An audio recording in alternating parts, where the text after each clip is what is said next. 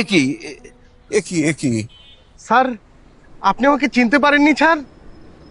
Sir, আমি তুষার। আমি আপনার ছাত্র স্যার।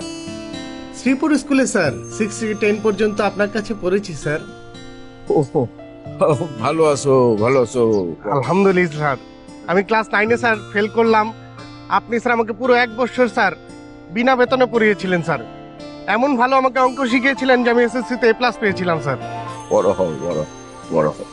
স্যার, এই প্লটটাও স্যার আমার এখানে একটা বিল্ডিং করার স্যার চেষ্টা করছি স্যার, একটু দোয়া করবেন স্যার। বাহ বাহ, আলহামদুলিল্লাহ আলহামদুলিল্লাহ। কিন্তু আপনি এই অবস্থা স্যার, কিভাবে স্যার? সে অনেক কথা।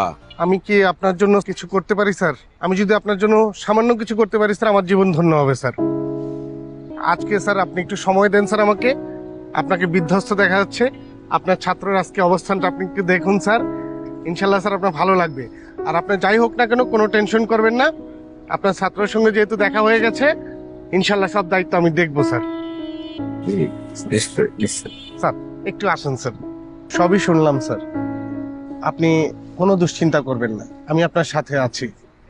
আর যেহেতু শিক্ষিত ছেলে, ওর একটা কাজের ব্যবস্থা ইনশাল্লাহ আমি করবো স্যার। দেখো বাবা, যত দ্রুত সম্ভব করো। অবশ্যই স্যার। স্যার, আপনাকে অনেক দিন পরে দেখে যে কি ভালো লাগছে স্যার।